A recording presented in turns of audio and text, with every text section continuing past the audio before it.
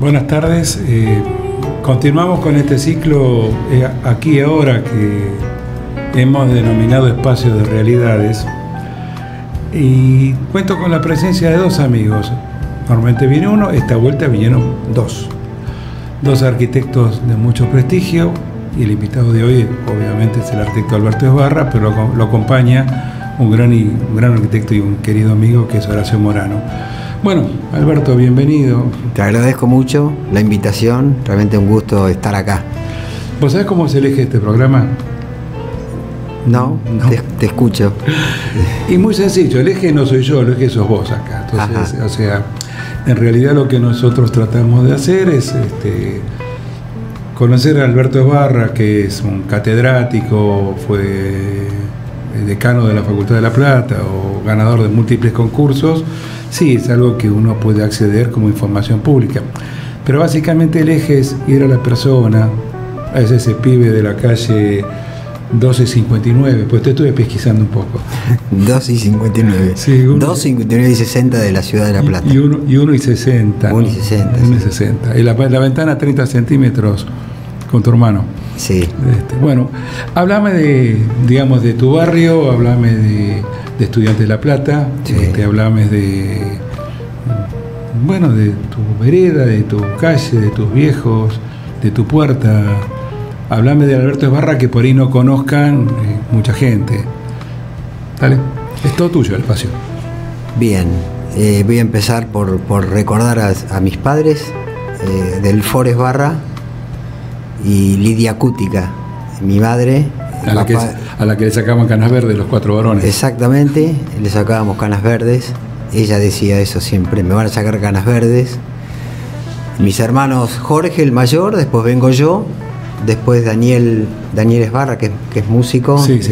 Integrante de Virus, ahora ya solo como músico. Y mi hermano Carlos, el menor, también arquitecto, fallecido, joven.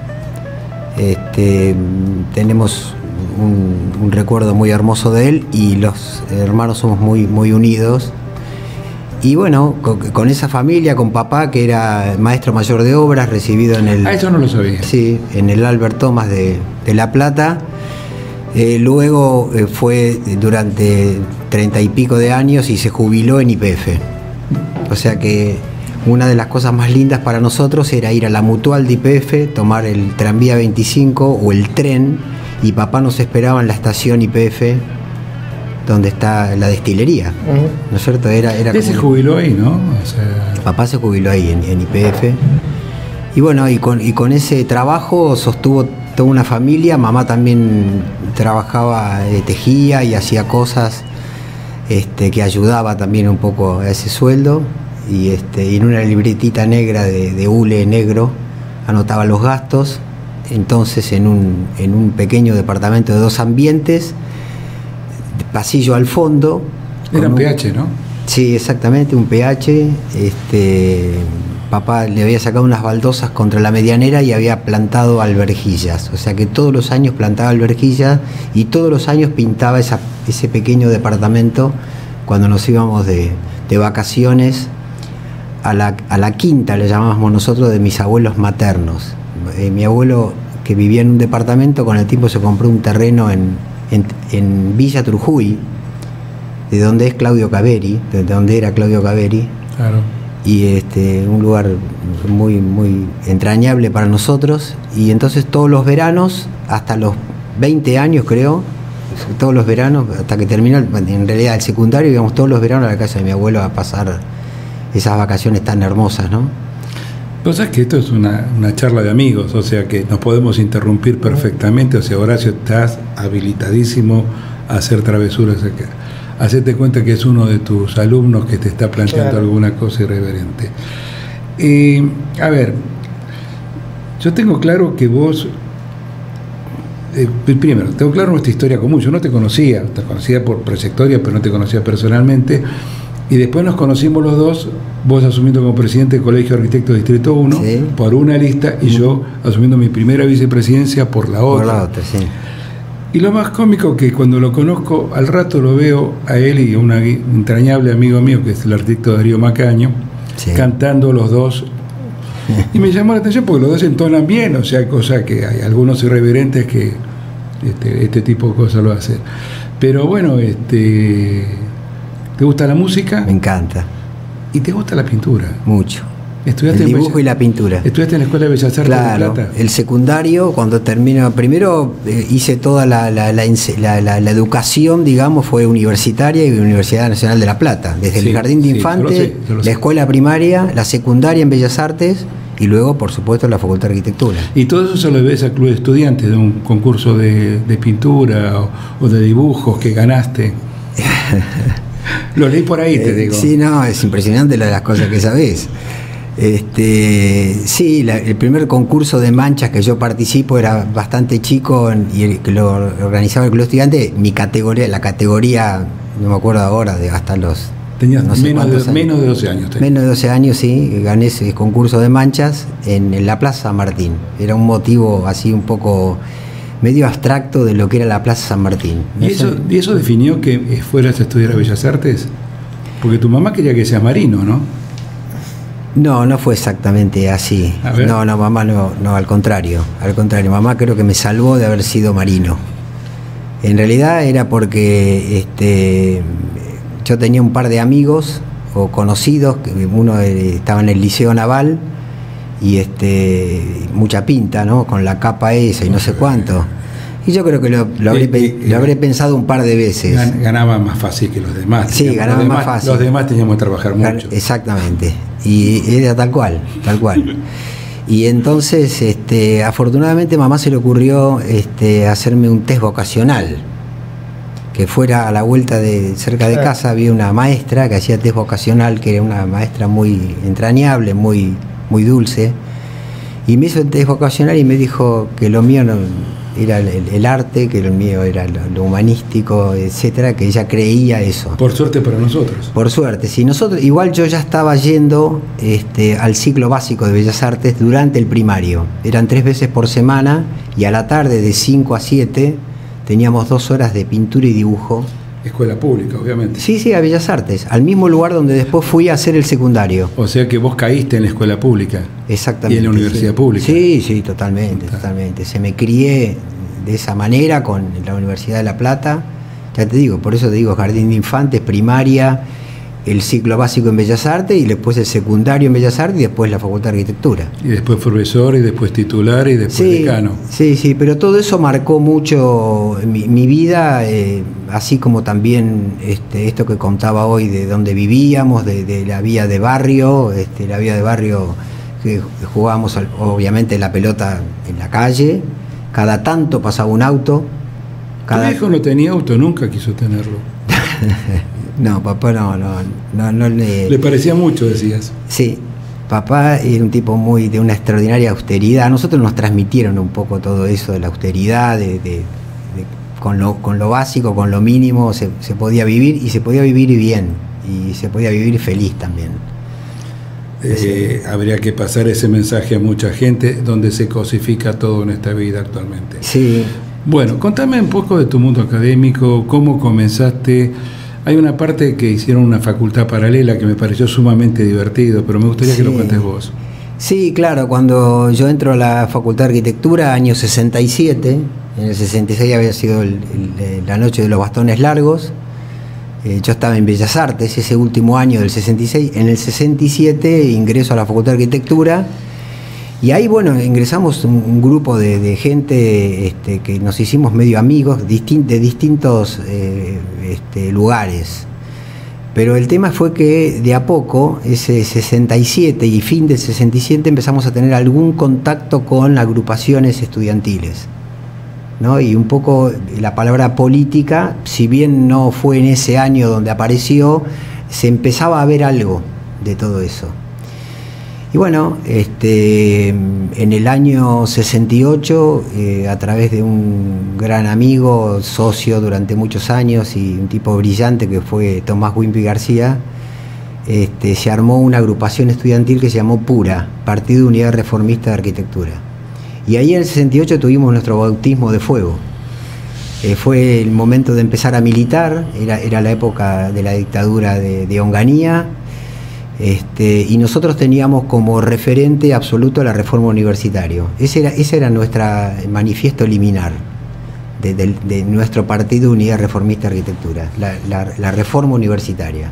No llegaba más ni más ni menos que todo eso. Nada más ni nada más y nada menos. Claro, entonces con eso ya era suficiente como para estar ya y entrar en los primeros pasos de lo que diríamos la política universitaria.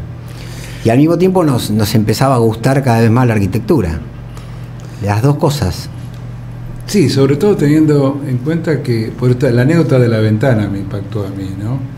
Que para tener luz con tu hermano levantaban 30 centímetros la celosía y ya tenían luz. Sí. Y que por supuesto la ventana que daba a la calle. Que daba a la calle, claro. No tenía rejas. No, a la plaza Mateu.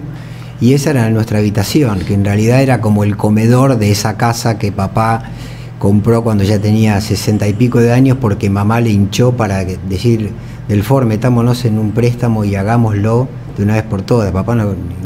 Claro que tenemos años de ingreso a la facultad, años de egreso de la facultad, sí. Y la situación de que mi vieja lo hinchó a mi viejo para que compre la casa en la cual yo actualmente vivo. Ah, mira. O sea, casi es un paralelo, digamos, de similitudes. Sí. Pero bueno, a ver, hay un temita que me gustó cuando de las cosas que inclusive descubrí de vos, tratando de leer para informarme, para poder llevar este diálogo, ¿no? O sea, yo me acuerdo el impacto cuando te vi cantar la primera vez con Darío, y dije, miren, lo hace bien. Pero después me enteró que pinta bien. Entonces, una persona que es un destacado arquitecto, un ganador de muchos concursos de arquitectura, siempre en equipos tremendamente prestigiosos. Sí, con gente de primera. Que algunos porteños te dicen el platense. Sí. El otro día hablaba con un amigo, el platense. Sí. Y, con mucho orgullo. Por supuesto. Vos tenés idea dónde estás ahora, ¿no? En Vicente López. En la provincia. No, en Vicente López. En Vicente López, sí. ¿De qué cuadros acá? Platense. De Platense. ¿De quién soy hincha yo? De Platense. Claro. Todo el mundo me toma el pelo, como el polaco Goyeneche, que le gustaba a tu papá. Sí. Papá le gustaba mucho Gardel, pero también le gustaban los buenos cantores de tango, y el polaco y Julio Sosa. Te están tirando un beso a todos los hinchas platenses, te aclaro. Sí, ¿no? Sí.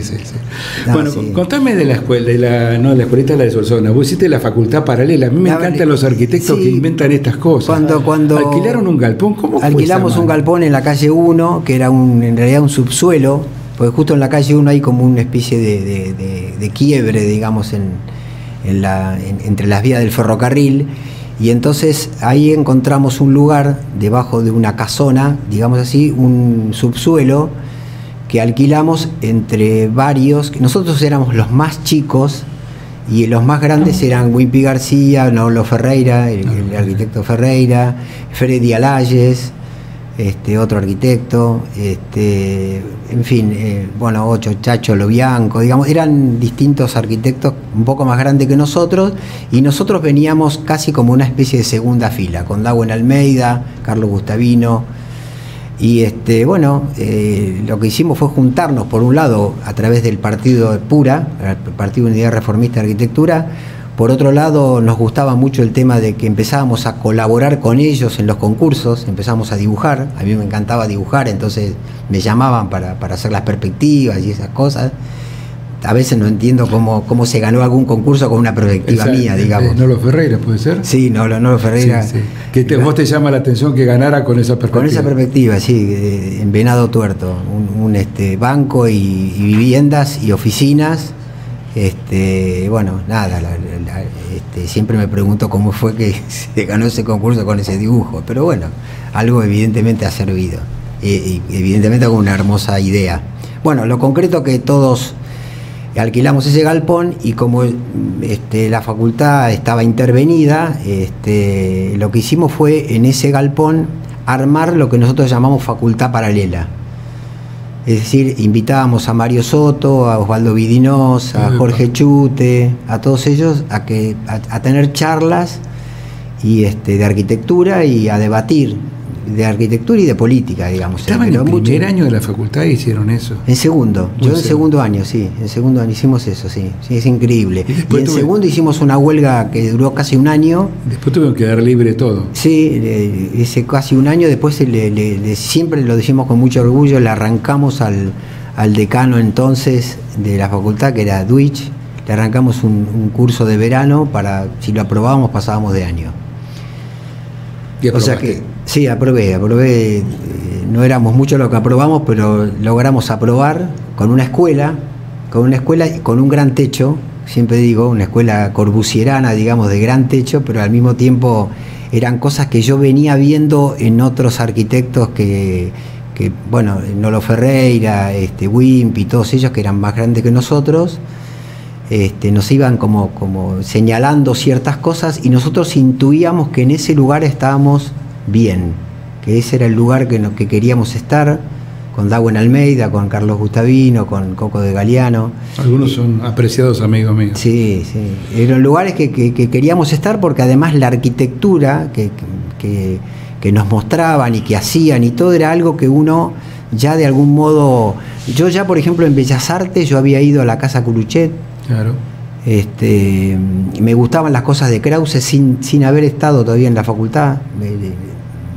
Ya sabía quién era Vicente Krause. Eso en Bellas Artes se hablaba de ciertas cuestiones, digamos, de vanguardias en la ciudad de La Plata. Tomás una universidad que comienza en el 58 y prácticamente termina 10 años después con la apertura del campo de las ideas, de las discusiones, claro, de los debates. Por ejemplo, otro día hablábamos con Moscato, con Jujo Solsona, sí, sobre todo esto.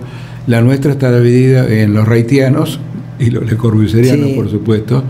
Y bueno, eso cuando entramos nosotros ya estaba definido. Un poco había pasado, había quedado algún resabio de eso.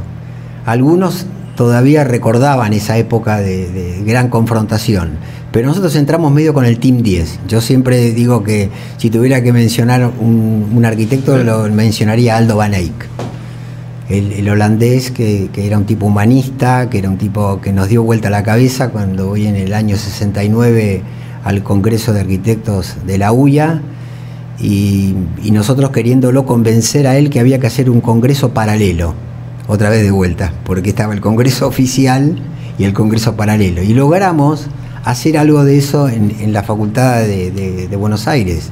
Se hicieron unos talleres, sí, específicamente donde muchos decíamos que ese era el verdadero congreso. Qué sé yo, ahí lo vimos al poeta Goitisolo, que acompañó a muchos arquitectos europeos entonces, muchos arquitectos que en ese momento, pero ya te digo, Aldo van Eyck era la figura como más importante que yo conocí en vivo y en ese momento, digamos, ¿no? Y en el año 67, un íntimo amigo mío que ahora vive en Concordia, Coco de Galeano, me regaló el Team 10. El manual del Team 10, en el año 67, dedicado, ¿no? A mi amigo Alberto, qué sé yo, Enrique de Galeano. Y yo nunca iba a saber que luego un año, casi menos de un año después, lo iba a conocer a Van Eyck, que vino a Buenos Aires y él estaba como bastante despistado, ¿no? De dónde ir, porque él no entendía mucho lo del Congreso paralelo y esta cosa. Ya se estaba como poniendo las cartas de la política sobre la mesa. pero nosotros es muy importante que ellos entendieran que en realidad había como una especie de congreso más oficial y había otra historia, decíamos nosotros, ¿no? Otro taller. Las historias vuelven a repetirse en la República Argentina, digamos, pero bueno.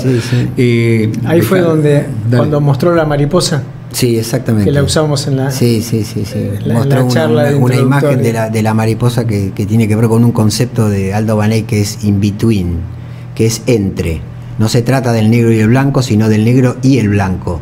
No se trata de lo duro y lo blando, lo duro o lo blando, sino lo duro y lo blando. No se trata de lo grande y lo chico, sino de lo grande y lo chico, no o lo chico, ¿no? O sea, los opuestos se complementan. Apareció una nueva manera de mirar incluso la arquitectura a partir de esos conceptos. ¿Esa es la mariposa que tienen ustedes como tema en la cátedra o algo por el estilo? ¿Puede ser? Es una mariposa que la usamos en la charla introductoria de teoría, claro. Que es una mariposa que no se sabe si está detrás o adelante del vidrio. Claro. O sea, ¿y adentro o afuera? Adentro o afuera, que es el espacio in between, adentro y afuera. Claro. Cuando decían, cuando salgo estoy entrando y cuando entro estoy saliendo. Claro. Y es esa visión dual. Qué buen mensaje que están dejando, ¿eh? Los dos, en serio, realmente me encanta esto. Claro. A ver, ¿cuándo decidiste ser docente? Decidí ser docente, siempre un poco me gustó. En el secundario me gustaba dar algunas charlas, aunque te parezca mentira, resulta que yo tenía un íntimo amigo que era estudiante de medicina. Entonces yo estudié anatomía por Rubier y por Testú, que eran los dos nombres de los grandes manuales de anatomía que estudiaban los estudiantes de medicina. Entonces yo con mi íntimo amigo estudié anatomía a través de esos. Entonces daba las charlas. Cuando me tocaba en el secundario hablar de anatomía, me iban paseando por todos los salones dando charlas de anatomía. Pues sabía mucho y además había conseguido los huesos y tenía láminas y todo eso me encantaba. Es más, una vez le hice a un médico que tenía que hacer una tesis de una operación de hígado, de una patología de hígado, me pidió que le hiciera en unas tarjetas blancas los dibujos de la operación de hígado.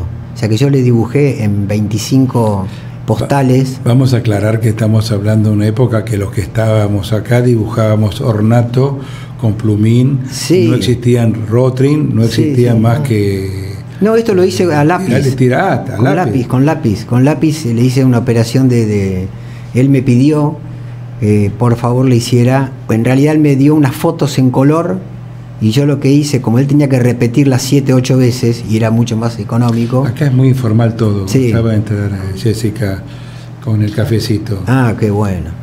Sí, y los bizcochitos con grasa. No me dijeron si querían café, mate. No, con esto está fantástico. Creo que nos adivinaste. Dale. Lo que queríamos. Sí, no, tranquilo. A ver, y bueno, pero tenés una trayectoria académica importantísima. ¿Cuándo empezaste a ser docente? Docente en el año 72. Yo me recibo en el 74.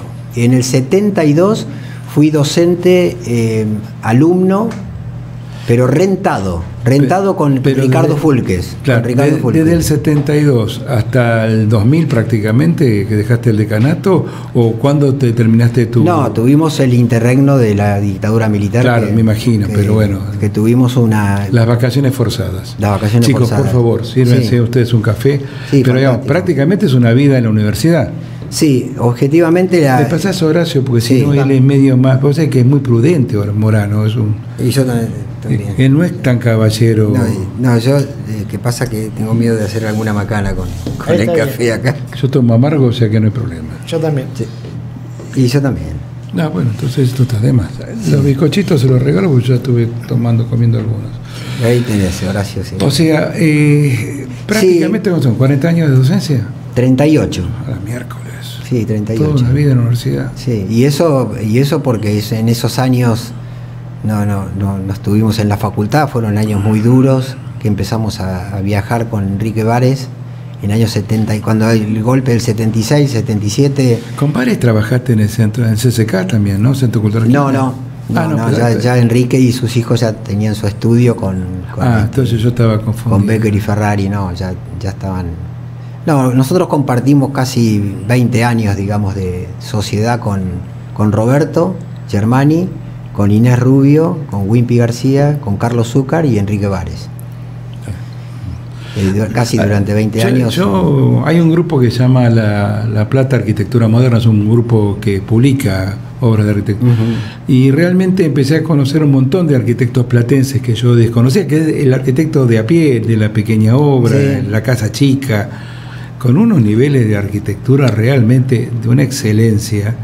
Y bueno, yo en mi sitio de Facebook lo único que publico es arquitectura, no permito ni publicidades, ni política, ni grietas, obviamente, porque no les sirve más que a los que les interesa la grieta. Entonces la arquitectura a mí me iguala con todos, entonces pero me llama la atención porque encuentro obras y a veces voy a cenar con un amigo común que es Daniel Del Pino. Sí. Y Daniel me dice, no, pero fíjate que la obra que estás viendo desde Almeida no es desde Almeida, es de Almeida Padre. Y a las 11 de la noche, saliendo a cenar, me hace recorrer la mitad de La Plata. ¿Ves esta obra? Y yo le digo, Daniel, son las 11 de la noche, no veo nada. No importa, él me lleva haciendo un tour de arquitectura. Y sí, fueron de algún modo nuestros maestros platenses, ¿no? Para llamarlo de alguna manera. Estaban los grandes maestros del movimiento moderno, pero para nosotros ya... Todo, hoy te nombraba Osvaldo Vidinó, Jorge Chute, Mario Soto, Daniel Almeida Kurt, Vicente Krause, Lenzi, todos esos tipos ya eran los maestros nuestros de nuestro lugar. Y un poco lo que le dieron también identidad en buena parte a lo que fue la arquitectura platense. Y hoy hay extraordinarios arquitectos jóvenes. La verdad que es así. Sí, jóvenes de nuestra edad también. Sí, jóvenes de nuestra edad también, pero jóvenes en edad también, muy buenos equipos. Sí, acabo de hablar con un joven que lo invité a participar en febrero de estas charlas. Sí. Y le digo, no te conozco personalmente. Y me dice, no, Ramón, fui alumno tuyo. O sea que fue más grave todavía. Sí, eso nos pasa. Nos pasa mucho. Bueno. Sí, pero... y bueno, un poco esa es la historia.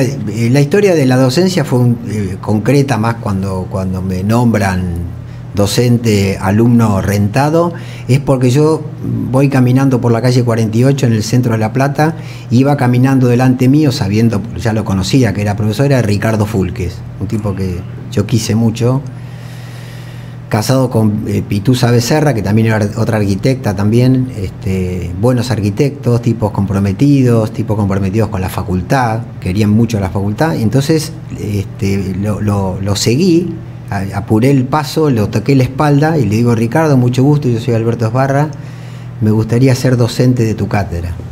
Fue así, tan simple como eso. No habitualmente hago esas cosas, pero en ese momento me salió así. La parte mía que yo llamo, entre comillas, cara dura, ¿no? Yo tengo una parte mía siempre que se sale de la vaina cuando canto, cuando pinto. Después del cortecito que vamos a hacer ahora, me vas a hablar de esa persona o ese arquitecto o ese pintor o ese hombre del arte que le pintó la condición humana, pues así. Claro, después del cortecito me sorprendió. Así tomas el café tranquilo. ¿Cómo no? Dale.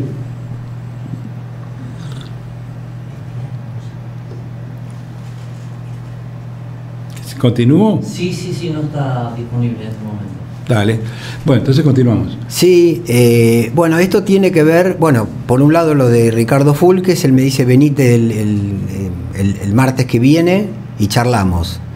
Y me citó directamente en la facultad, estaban todos los docentes y estaba por empezar una clase y me dice, bueno, quédate y arrimate a este docente, que en ese momento ahora no recuerdo quién era, pero me arrimé a un docente.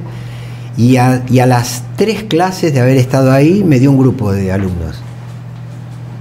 Me dio un grupo de alumnos. Estamos hablando en 1974. 72. Ah, eras alumno todavía. Sí, 72, estaba en 4º año. Y agarré un grupo esa fue mi comisión, mi primer comisión. No voy a nombrar algunos nombres, por supuesto, están por supuesto trabajando y todo en la facultad. Ya son gente, creo que son gente grande, pero yo les llevo pocos años, 3, 4 años, no más que eso. Claro, porque eras docente alumno. Sí, exactamente. Y bueno, ahí empezó mi carrera docente. Ahora me están diciendo que sí puedo hacer Bien. el corte, así tomamos el café. Nos vemos en un momentito. He pedido tanto a Dios al final oyó mi voz. Por la noche a más tardar, siendo juntos a la paz, cartas de amor en el coro se secan con el sol.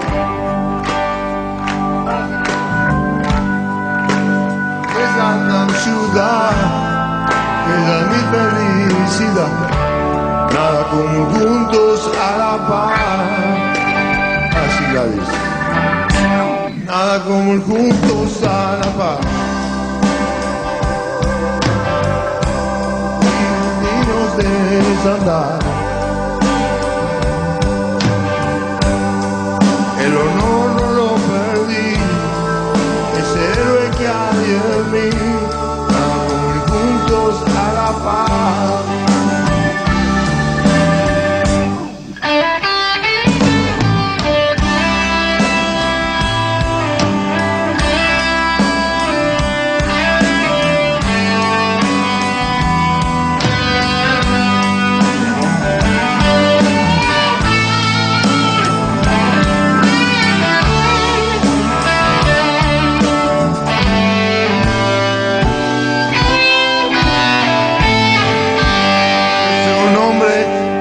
Su edad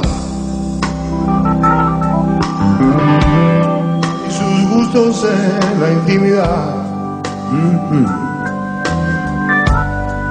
Cuando un corazón se entrega, el mañana nunca llega. ¿Qué más puedo hacer? Nada como juntos a la paz. Caminos de desandar,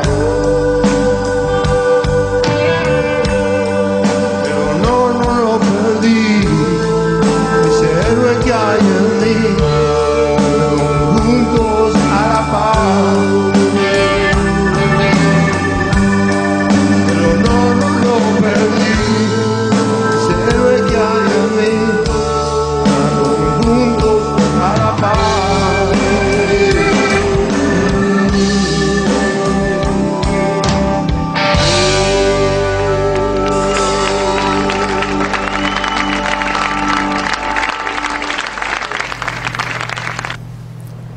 Bueno, volvemos. Vos tenés una vida académica larga que tiene prácticamente su punto máximo, que es ser decano de la facultad, 6 años, si no me equivoco, ¿no? Más o menos. ¿De decano? Sí. Son 3 añs. 3 años más 3. Estuve de decano 6 años. 6 años, total, sí, exacto, en total. exactamente. Y después una incursión en la vida gremial como presidente del CADVA 1. Sí. Pero lo más importante tuyo siempre fueron los concursos de arquitectura.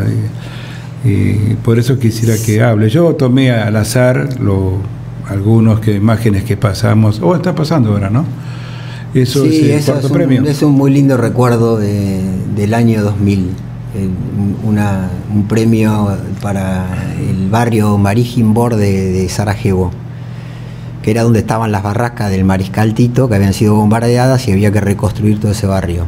Y en ese momento yo estaba con gente muy joven, trabajando conmigo en el estudio, era una nueva etapa, digamos, del estudio.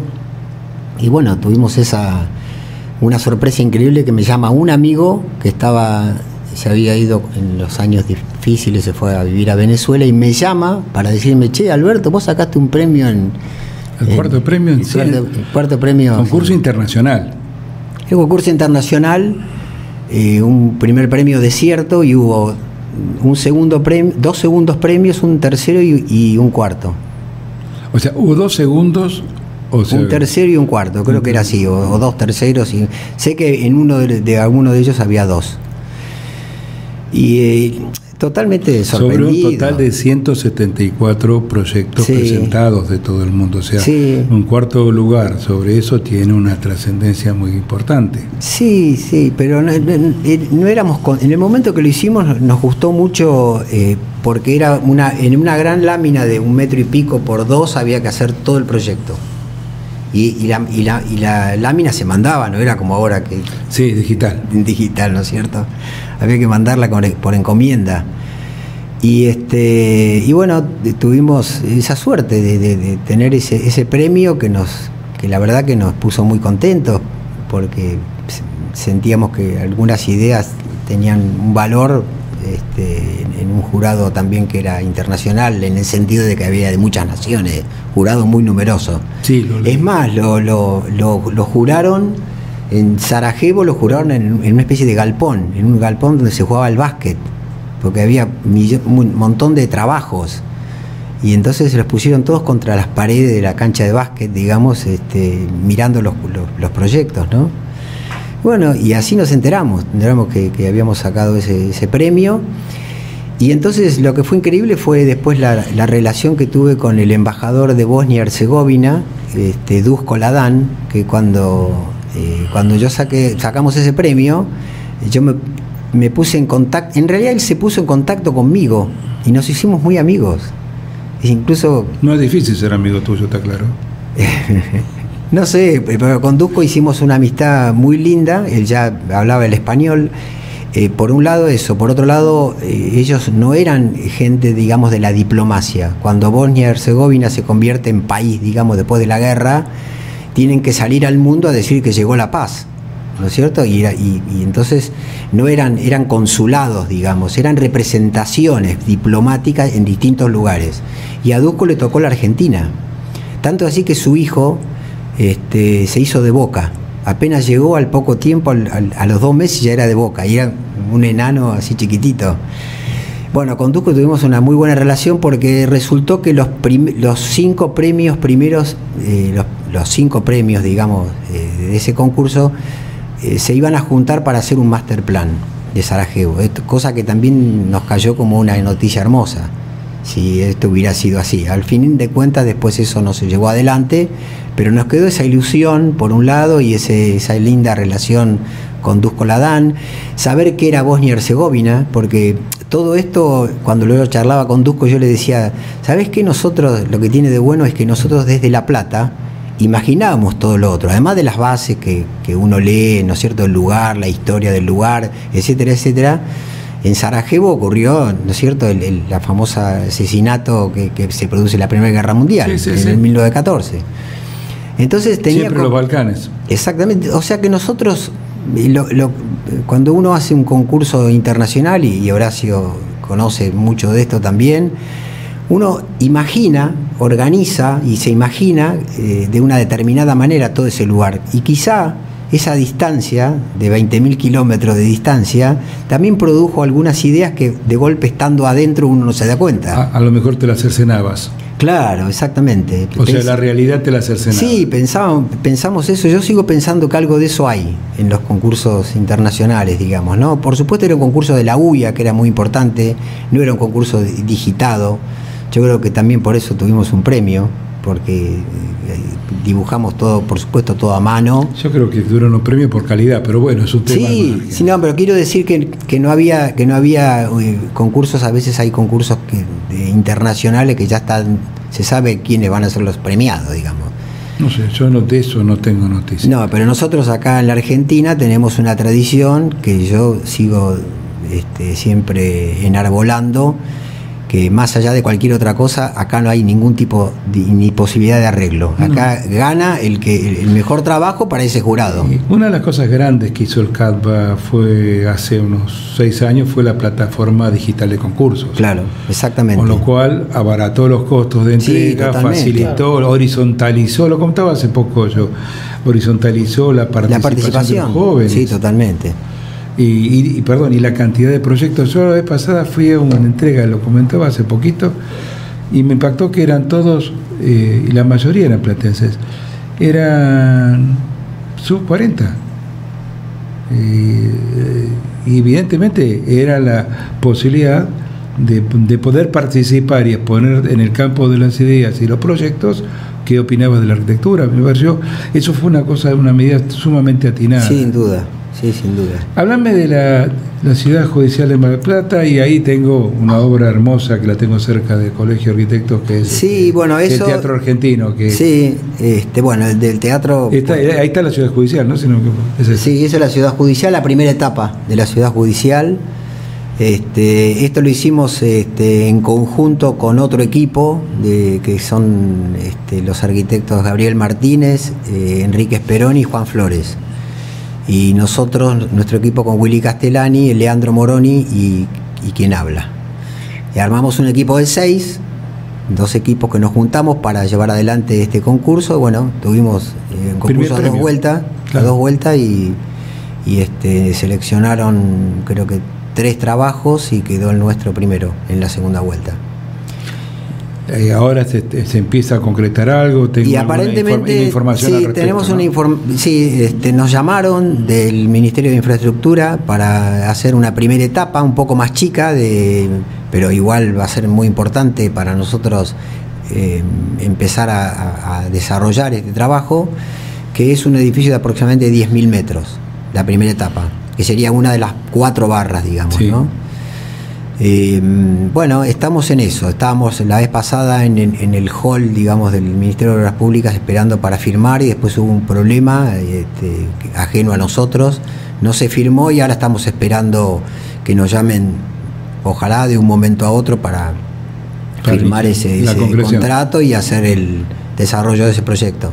De la primera etapa. De la primera etapa, sí, de la primera etapa, que bueno, que es el que va a ser, que cambia un poco el programa, va a ser el fuero penal en vez del Ministerio Público, porque Mar del Plata, digamos, en los meses de verano estalla absolutamente, y todo el tema penal se potencia, ¿no es cierto?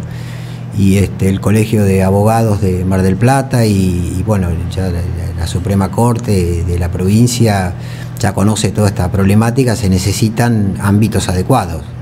Vos sabés que la justicia, se puede hablar de muchas cosas, ¿no? Pero lo que sí se puede decir que está muy atomizado, incluso espacialmente. De golpe alquilan una casa, alquilan un local, no sé cuánto, y está en 1000 lugares. Tampoco ayuda demasiado eso para esto que decimos, la ausencia a veces de justicia. También es cierto que hay ausencia de ámbitos para la justicia.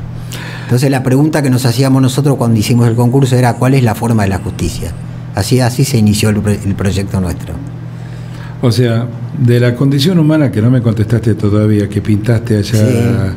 ¿O fue obra de un periodista o algo por el estilo? La condición humana, sí. Y después quiero el Teatro Argentino, porque sí, yo disfruto esa obra cada vez que voy caminando por ahí. ¿Y qué sentiste cuando lo enrejaron todo? Y no es fácil. Bueno, obviamente. Te dije 3 preguntas al hilo, te diré, ¿no? Sí, pero las voy a ir contestando de a poquitito. Lo de la reja, incluso antes de la reja, el corazón del teatro, que era un espacio atravesable, ese corazón que se ve tan lindo, atravesable, lo ocupó, aunque te parezca mentira, la justicia electoral. Cerraron ese lugar, porque si ya tenemos las paredes, digamos, tenemos 2 carpinterías y ya cerramos este lugar, o sea que la plaza central la ocupó la justicia, aunque parezca mentira. Sí, bueno, lo concreto que fuimos a la Defensoría del Pueblo, hicimos una denuncia para que se desocupara ese lugar, y se llegó a un arreglo, digamos, de partes, que significó de que hubiera carpinterías que pudieran desplazarse y abrir y cerrarse a la noche, digamos, y durante el día que fueran abiertas. O sea que la justicia electoral de ahí se fue, quedó ese corazón, y ese corazón también se utilizó también para el teatro, con lo cual de algún modo algo se recuperó, digamos, de la vieja idea de que era una gran plaza, digamos, ¿no es cierto? Eso por un lado. Las rejas vinieron después, a partir de algunas decisiones, porque esto es una cosa muy rara. Esa manzana es una manzana de la ciudad y al mismo tiempo es un edificio de la provincia, porque el Teatro Argentino es de la provincia, no sé, y es como que nadie la quiere tocar. El intendente no quiere saber nada, y el gobernador dice: este es un espacio de la provincia, lo cual es bastante loco, digamos, como llevar adelante políticas públicas, lo que hay que hacer es ponerse de acuerdo. Digamos, ese es un espacio de la cultura porque es el centro de las artes del espectáculo, Teatro Argentino de La Plata. Es para la provincia, por eso su tamaño, por eso la sala lírica, por eso... Excelente. Sí, es un edificio de 60.000 metros que tiene 3 salas principales y después tiene todo lo que se llama la fábrica del espectáculo, porque eso de algún modo lo que hace es también ayudar a otros teatros de la provincia, ¿no? La fábrica del espectáculo organizan ahí las escenografías y después viajan a distintos lugares donde hay teatros frente a las plazas de muchas ciudades del interior de la provincia. Bueno, sí, eso también debo decir muy sintéticamente que nos cambió, a mí me cambió la vida, digamos eso, ¿no? Cuando ganamos el teatro, ya veníamos trabajando en algunos concursos de 3 estudios, digamos, hicimos uno, que nombré hoy los 6 integrantes.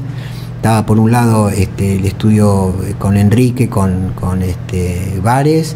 Estaba Roberto con Inés por otro lado y Wimpy por el otro, digamos. Y ahí nos juntamos y armamos esta task force, digamos, para llamarlo de alguna manera, y empezamos a hacer concursos internacionales. Ya de cualquier forma, antes de que yo apareciera, digamos, en escena, el grupo ese había ganado ya el primer premio para el centro de Chile. En un concurso donde también fue jurado Aldo Van Eyck. Increíble. En el año 72, claro. Cuando yo empiezo como docente. En la época de Salvador Allende. Exactamente, en la época de Salvador Allende, se llama concurso para el centro de Santiago de Chile y este equipo con que se completaba Roberto, Enrique, Santiago Bo, Emilio Cesa y me queda alguien más. Inés y Carlitos. Okay. Claro, de que después se fueron asociando. Completaban el equipo, que fue una experiencia extraordinaria para ellos, y nosotros eran nuestros docentes en ese momento. Entonces yo estaba en el taller de Marco Vinograd y tenía de docente a Enrique Vares. Pavada de docente. Sí, fantástico. Y estábamos en ese momento haciendo la remodelación del Instituto Policlínico San Martín. Que eran toda una serie de pabellones y había que encontrar una estructura, y en ese momento estábamos fanatizados con la Universidad Libre de Berlín, de Candil y Josiki Goods. Estábamos enloquecidos con el Team 10, digamos, esencialmente, y con todos esos arquitectos, todos grandes arquitectos que habían continuado los congresos internacionales de arquitectura moderna, los CIAM. El Team 10 sustituye o muta, como le gusta decir a Horacio, el CIAM muta en el Team 10, y el Team 10 aparece con toda esta nueva manera, digamos, con elementos de la antropología, con elementos de la geografía urbana, con elementos de la sociología, en fin, con un pensamiento mucho más, en todo caso, más abarcativo, donde aparecen otras disciplinas. A ver, corregime si estoy equivocado. ¿Esto es simultáneo al Mayo francés? Sí, claro. Absolutamente, sí. O sea, el Mayo francés, año 68. Ese fue el año que hicimos nuestra facultad paralela. Nosotros, en realidad, es un poco antes. Eso es antes, el 72, que es cuando ganan Roberto, Enrique, Inés, Carlos, Wimpy, Milo, César, el concurso para Chile, es en el año 72. Nosotros estábamos cursando los últimos años de la carrera. Yo me recibí en el año 74. Mi estimado Horacio, me encantaría que participes más allá de esto, porque siempre te veo actuar como jurado. Y bueno, ¿cómo es la experiencia de compartir cátedra con Alberto y con... se me fue eso. Con Verónica. Con Verónica. Bueno, a ver, la relación con Alberto viene primero de alumno de Alberto. Después nos conocimos cuando vuelve la democracia a la facultad. O sea, yo soy de esa generación que cursé de primero a tercer año bajo todavía el gobierno militar, y cuando yo estaba en cuarto año vuelve la democracia a la facultad y vuelven los famosos talleres verticales. Y en realidad todos somos hijos. La facultad hoy, si vos analizás los 12 talleres, somos todos hijos de una ramificación que fue ese gran taller que entró en el 83 en la facultad. Fue un gran taller, yo ahí lo conocí a Alberto, cuarto año. Alberto se acuerda perfectamente del trabajo. Del trabajo. El trabajo sí, mío, sí. me acuerdo. De vivienda, sí, atravesando la manzana. Claro, y eso fue un gran taller que estaba Ladiseski, Roberto Germani, Enrique, Inés Rubio, Sí. y después como adjuntos Milo Cesa, Cribos, Fernando Tauber, Tauber. Alberto Esbarra estaba en cuarto. En cuarto, Uriel Jauregui. Sí. Fue un gran taller. Todos de ahí sean docentes. Después Milo fue en su taller. Primero estaba todavía. Y primero aparte, quedó con Wimpy Tonieri. No, con Wimpy y Breyer. Y Breyer. O sea, eso fue un poco ese año. Y después se ordenó la facultad, se organizó y después se fueron llamando paulatinamente a concursos. Claro. Se fue normalizando. Se fue normalizando. Una tarea titánica. Y ahí fue cuando, bueno, yo empecé como alumno ese cuarto año y ya en quinto año empecé como docente. O sea, me acuerdo perfecto que yo era alumno de quinto y era docente con Marcelo Migoya, por ejemplo, en tercer año. Y bueno, y fue como una formación, ¿no? Mutua. Luego después empezamos a trabajar, hicimos algunos trabajos juntos también. Sí, lo más importante es la recuperación de los talleres verticales, los talleres, ¿no? O sea, tener todos los años, claro. Una misma cátedra tenía alumnos de primero de segundo a sexto, y después cuando se incorpora primero, de primero a sexto año, claro. Que es extraordinario. Y después hicimos un primer concurso, que fue, la cátedra fue Enrique Vales, Alberto y yo estaba como adjunto. Ese fue un primer concurso, que me acuerdo que fue jurado Javier Sánchez Gómez, sí. Me acuerdo ese viejo concurso, dado con diapositivas y con 2 proyectores, sí, ¿no? Fueron 8 años y luego nos presentamos nuevamente a concurso, ya directamente los 2 como titulares. Y llevamos hasta ahora 2. Y después volvimos a dar concursos. 2 concursos, claro, hace como casi 15 años, sí. Casi 16 años. ¿Cuánta gente tienen en el taller? Y nosotros este año tuvimos 920 inscriptos. Claro. Claro, es un trabajo grande. 42 docentes de auxiliares.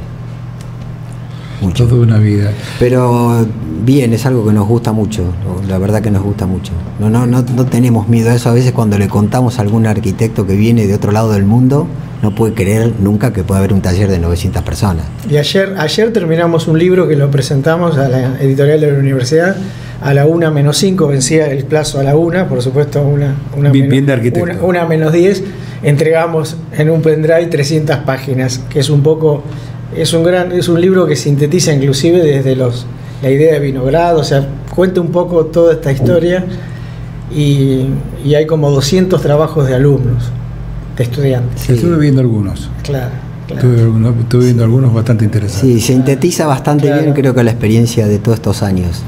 Claro. Volvamos a ti. Me quedan 10 minutos de programa. Sí, te voy a contar lo de la condición humana. Sí, porque voy a volver un tema sobre la arquitectura futuro.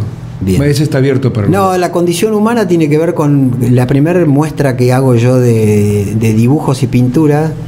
Fue en la Galería Lirolay. La Galería Lirolay en Buenos Aires es una galería muy conocida porque por ahí pasaron todos, los más famosos, los menos famosos, los ignotos, los que después nos siguieron, o sea que... Y yo tuve la suerte de resulta que cuando hago una serie de dibujos, yo tengo un tío del cual tengo un gran recuerdo, que fue el creador y el que fundó la Casa Cuna de La Plata, médico higienista, un tipo extraordinario, en todo sentido, humanista. Él me compra un cuadro y con esa plata yo alquilé en la Galería de Lirolay un salón para colgar mis dibujos. Eso fue en el año 70, o sea, 2 años antes de cuando empecé mi actividad docente. Tenía 23 años. Ahí hice la primera muestra que fue increíble lo que me pasó, porque no sé si se sabe si fue por estrés o qué. Lo concreto que me agarró un cólico renal, no pude estar en la presentación y estaban todos mis amigos y mis parientes Y vos no estabas. En la galería del Irolai. Bueno, pero eso es una cosa que la recuerdo igual con mucho cariño, lo que fue mi primer puesta, digamos, de dibujos. Y resulta que un periodista del diario El Día de la Plata lo tituló Pintar nada más y nada menos que la condición humana. Tenía que ver con el hecho de que está muy presente en todos los dibujos la figura humana, por un lado, con unos títulos que aludían un poco a la condición humana, esta de Albert Camus, ¿no es cierto?, que todos los temas del hombre son casi universales. Lo que nos junta a nosotros, los que estamos acá, y a millones de personas en el mundo, es que ciertos temas son comunes a todos los seres humanos. Y entonces un poco los títulos de los dibujos y de las pinturas tenían que ver con eso. Entonces él terminó diciendo pintar nada más y nada menos que la condición humana. Cosa que fue una cosa del periodista, obviamente, porque eso es una cosa muy ambiciosa, pintar la condición humana. Pero bueno, yo igual estaba contento de haber hecho mi primer muestra. No, y además fue un adjetivo calificativo porque evidentemente le gustó. Sí, claro, sí. Más allá del título gancho, ¿no? O sea, sí, por supuesto. No, eso es. Bueno, después tuve cosas muy lindas en relación a ese tema, el tema de la pintura y el dibujo y todo.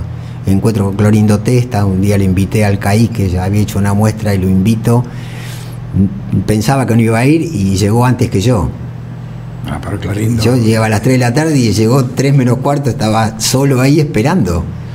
Pero es un ser muy especial. No, un tipo increíble. Y entonces se acercaba. A mí lo que me impactó el encuentro con él, que más o menos me conocía de nombre un poco. ¿No viste mi despacho? Yo sobre mi despacho tengo la foto de Clorindo.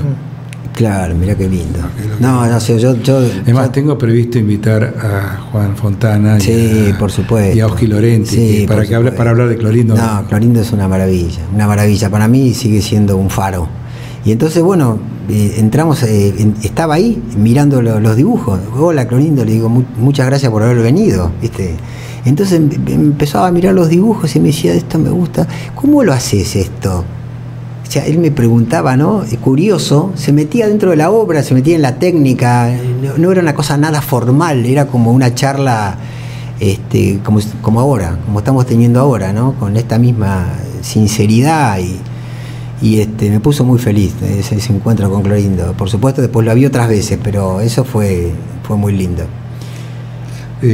Con Clorindo tengo una anécdota muy, muy linda, que estaba Julio Santana armando no sé qué cuántos años de nacimiento de Le Corbusier en la Curuché. Le digo, ¿querés que lo invite a Clorindo? Yo tenía amistad con Clorindo. Y me dice, pero arquitecto, estoy muy mayor. Le digo, le mando una chica linda con un remis. Y vino. Y entramos y dice, es la primera vez que vengo. Entonces le damos el libro de visitantes ilustres para que, ¿viste? Hizo el dibujo eso. Que hizo el sigurat. Yo te puedo asegurar que vos que pensás, alguien va a escribir algo, ¿no? Clorindo hizo un sigurat, sí. Es un incunable eso. No, es extraordinario. Bueno, me vas a mandar un CD de música que has grabado. ¿Cómo no? Sí. Y espero que no me mandes Siddhartha. No, bueno, Siddhartha es el libro preferido mío de mi adolescencia, y seguí regalando Siddhartha durante muchísimos años. No, por eso te digo, porque como era tu viejo. Hermann Hesse. Claro, que le decías a tu papá, no leas Borges, lee Cortázar. Claro, eso era cuando empecé a leer a Cortázar. Papá leía, increíble, ¿no? Papá era un tipo de formación técnica, pero era un gran lector, y era además un tipo que escribía extraordinariamente bien, sin ninguna falta de ortografía, cosa que afortunadamente heredé. Esa generación tenía un nivel de cultura real impresionante. O sea, nuestros viejos todos tenían muchísima cultura y sin estudio a veces. Exactamente. Era maravilloso. Exactamente. Porque yo no podría decirte nunca, yo no podría decir que mi padre era un tipo culto, era un tipo para mí de una gran sensibilidad. La anécdota, creo que él estaba leyendo estaba leyendo el Aleph de Borges, y ¿qué estás leyendo, papá? Me dice el Aleph de Borges, me dice, no, es muy lindo esto. No, papi, leía a Cortázar. Bueno, ahí.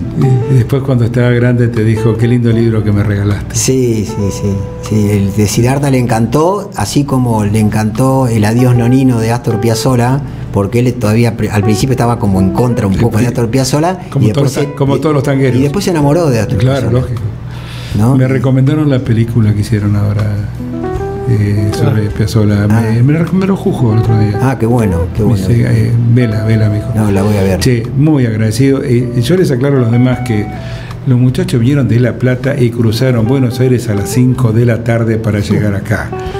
Yo que hago esa ruta habitualmente, es un esfuerzo muy grande. Gracias, Horacio, por acompañarlo. Gracias, sí. Alberto, por estar. No, gracias a vos por la invitación. Vine con mucho gusto, realmente la pasé fenómeno y también le quiero agradecer a Horacio que me trajo.